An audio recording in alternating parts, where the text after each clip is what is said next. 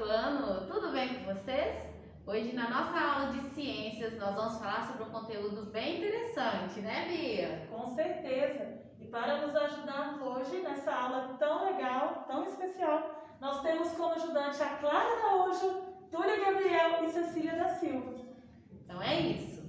Quarto ano, na nossa aula de ciências de hoje, nós vamos conhecer um pouquinho daquele conteúdo que vai ser trabalhado durante este bimestre, ok? Então nós vamos falar lá na unidade 3 do nosso livro didático um pouquinho sobre os seres vivos. Mas o que são os seres vivos? São somente as pessoas? Não. Seres vivos são tudo aquilo que precisa do ar para sobreviver. Mas como assim, professora? As plantas respiram? Sim, as plantas respiram. Elas precisam do ar, da luz, elas precisam de nutrientes para que elas possam sobreviver. Assim como os animais irracionais e assim como nós, os seres humanos. E aí, lá no nosso conteúdo, nós vamos falar, quais são os tipos de plantas, quais são as partes das plantas. Vamos falar um pouquinho como que esses seres vivos, como que esses vegetais fazem para se adaptar ao ambiente. Vamos falar sobre a função de cada parte. O que será que serve essa folhinha? Para que será que serve essa parte da flor? E esse caulezinho aqui, tem alguma função? E aquilo que fica lá dentro da terra, faz algum sentido? Então a gente vai compreender um pouquinho sobre isso, discutir aí um pouquinho sobre as características das plantas, dos vegetais e compreender um pouco mais sobre esse assunto. Assim como iremos falar um pouco sobre os animais. Qual é o ambiente que esse animal vive, que tipo de ambiente que é esse, e vamos classificar os tipos de animais e falar um pouquinho sobre a sua reprodução também. E compreender que todos os seres vivos são muito importantes para a nossa sobrevivência. Nós, seres humanos, dependemos dos vegetais, dependemos de outros animais para que a vida possa acontecer no nosso planeta. E aí a gente vai entrar no conteúdo que fala sobre a cadeia alimentar, que é exatamente essa dependência que um ser depende do outro. E para que uma cadeia alimentar possa funcionar corretamente, é necessário que haja um equilíbrio. E aí a gente vai compreender um pouquinho mais sobre isso também. Compreender como que é o fluxo de energia, o fluxo de matéria que desenvolve dentro dessas cadeias alimentares. E vamos compreender qual é essa interdependência de nós, seres humanos, com os outros seres vivos. Espero que vocês gostem bastante das aulas, deste novo conteúdo, onde nós vamos ter muitos aprendizados, ok? Então, nesse primeiro conteúdo, nós vamos falar sobre os tipos de plantas e as suas partes. Você conhece muitos tipos de plantas? Lembra-se do que elas precisam para viver? As plantas têm formas e tamanhos variados e podem se reproduzir de diferentes maneiras. Elas precisam do ar, da água, da luz do sol para se desenvolver. Os vegetais são encontrados nos mais variados ambientes do planeta. Existem plantas no solo, existem plantas na água e sobre outras plantas.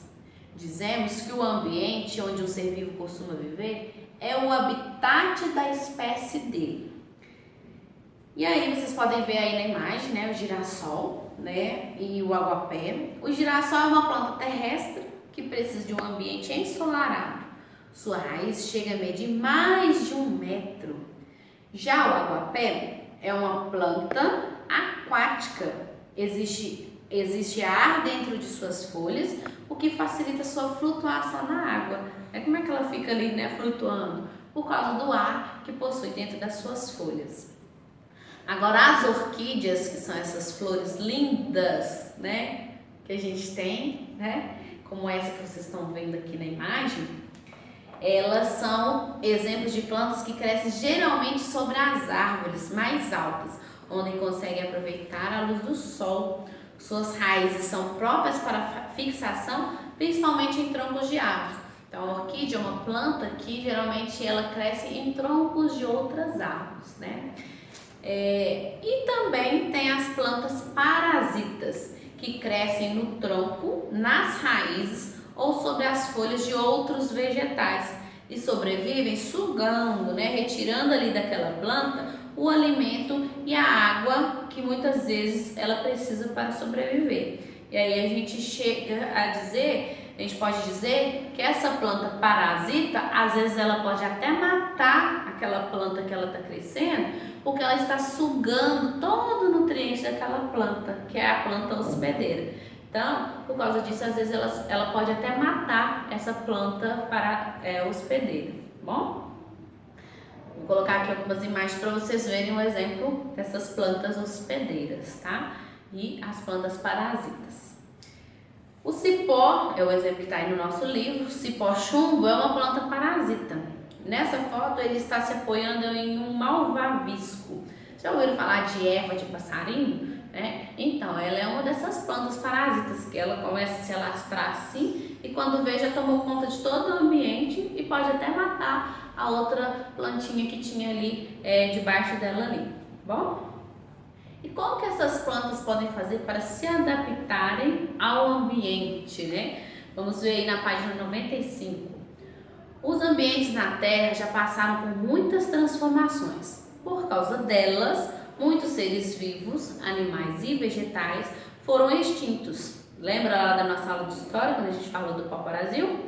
Pois é, no decorrer dessas transformações, sobreviveram as espécies que conseguiram se adaptar aos ambientes modificados, ou seja, os seres vivos que possuíam características que lhes permitiam viver no ambiente terrestre.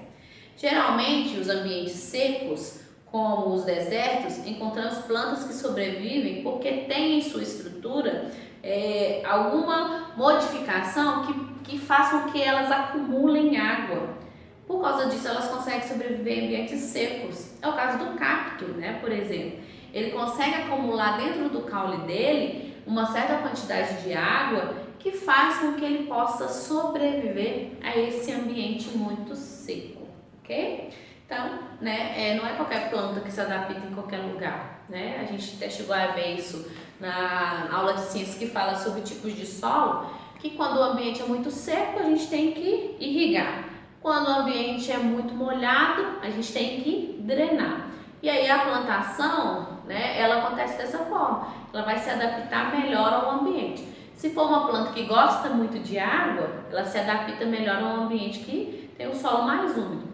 Se for uma planta que não gosta muito de água, como o cacto, ela vai se adaptar em ambientes secos. Mas não é porque ela não precisa de água, é porque ela consegue acumular água dentro da sua estrutura, né?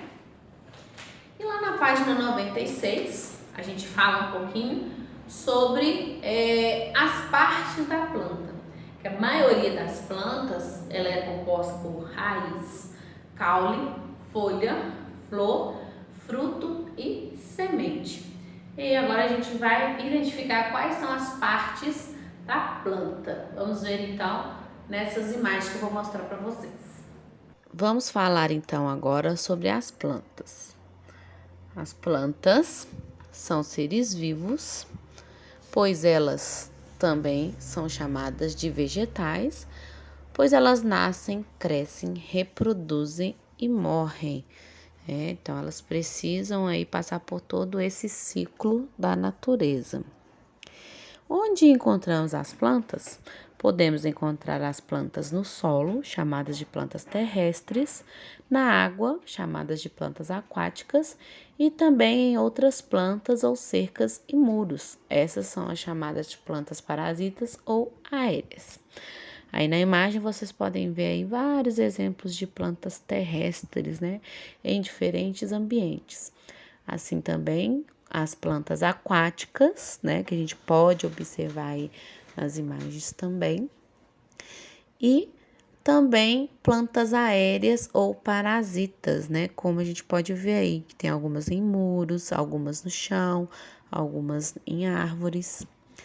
As plantas que vivem em condições extremas são aquelas plantas que vivem em lugares quentes, secos e com sólido árido, né? Onde elas precisam aí buscar algumas formas para se adaptarem ao ambiente.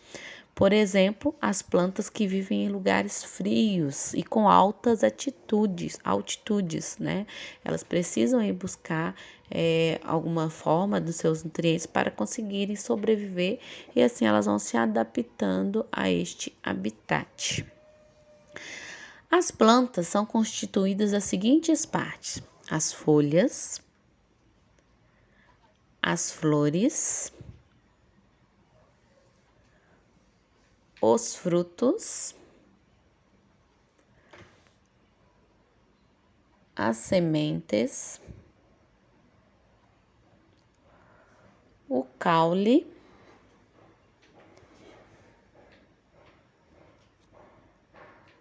e as raízes. Agora a gente vai entender um pouquinho sobre cada parte e suas funções. As folhas, por exemplo, ela é responsável pela produção de seu próprio alimento. Ela absorve gás carbônico e libera oxigênio. Vocês já devem ter ouvido falar, né, em relação à função das folhas que produzem o seu próprio alimento, onde ela gera gás carbônico, água e sais minerais e energia solar, gerando a glicose e o oxigênio. A este processo chamamos de fotossíntese, processo de produção do próprio alimento. Falando agora sobre as flores, onde cada parte da planta tem sua função, e a função das flores é a reprodução, responsável pela reprodução da planta através da formação de sementes que, por sua vez, se encontram dentro do fruto. Agora, os frutos. Temos aí, diferentes qualidades de frutos. E a função do fruto é proteger as sementes enquanto ela amadurece, né? E aí, o fruto protege a semente nesse processo de amadurecer. A semente, por sua vez, é fonte de uma nova vida. Dentro da semente fica o embrião, que vai germinar e virar uma nova planta, né? Ela vai dar origem a uma nova planta, a sementinha, né? Existem várias espécies, várias qualidades de semente, umas grandes, outras pequenas, né? E todas elas com a mesma função. Como a gente pode observar aí, né? Existem sementes de várias qualidades, né? Agora, a germinação que acontece através da semente, nessa imagenzinha que vocês estão vendo aí, vocês podem imaginar o pezinho de feijão. Todo mundo, um dia já fez a experiência do feijão. Quando a gente planta o feijãozinho na terra ou no algodão, ela faz esse processo de germinação. Falando agora um pouquinho sobre o caule, vocês podem ver aí na imagem. O caule, ele tem uma função muito importante. Observem essas bolinhas aí. O que é esse processo das bolinhas? O que essas bolinhas estão fazendo? Quanto às suas funções, podem ser consideradas como o elo entre a raiz e folhas, suporte de flores, frutos e sementes, e ainda pode ser o órgão de reserva de nutrientes e água, como o cacto, que a gente já falou anteriormente. Então, o caule é o condutor, ele conduz aí todos os nutrientes que são retirados do solo até as flores, folhas e sementes. E aí nas imagens vocês podem ver que existem várias espécies de caule, de tudo quanto é jeito que a gente imaginar. É bem legal mesmo. Agora, a raiz tem uma função importantíssima. Ela é o órgão da planta que normalmente se encontra abaixo da superfície do solo. Normalmente, porque existem raízes aéreas também que ficam acima do solo. A função principal da raiz são duas, As funções principais são duas. A primeira função é de fixar a planta ao solo, E através dessa fixação no solo, ela vai absorvendo todos os nutrientes, a água e todos aqueles compostos de que as plantas precisam para sobreviver. Agora, uma curiosidade aí para vocês. Existem plantas que não possuem todas as partes. A samambaia, por exemplo, não possui flores e nem frutos. Já os bambus, como vocês podem observar, não possuem nem semente e nem frutos. Olha que interessante. Agora a gente vai observar os musgos. Esses parece uma gramazinha, né, que fica aí no chão. Ele também não possui flores, não possui frutos, não possui caule e nem sementes. E a roseira que a gente já conhece, né, que é mais comum no nosso dia a dia, a gente pode ver ela é linda, tem flores, caule, né, mas não possui frutos. Dentre outras, né, espécies aí de plantas que vocês podem observar, ok? Espero que vocês tenham compreendido um pouco melhor a aula aí, tá bom? Pessoal, então é isso, né? Espero que vocês tenham aí aprendido um pouco mais sobre as plantas e a gente vai continuar falando sobre esse assunto, sobre este conteúdo nas próximas aulas, ok? Então fiquem agora com as atividades. Beijos e até mais!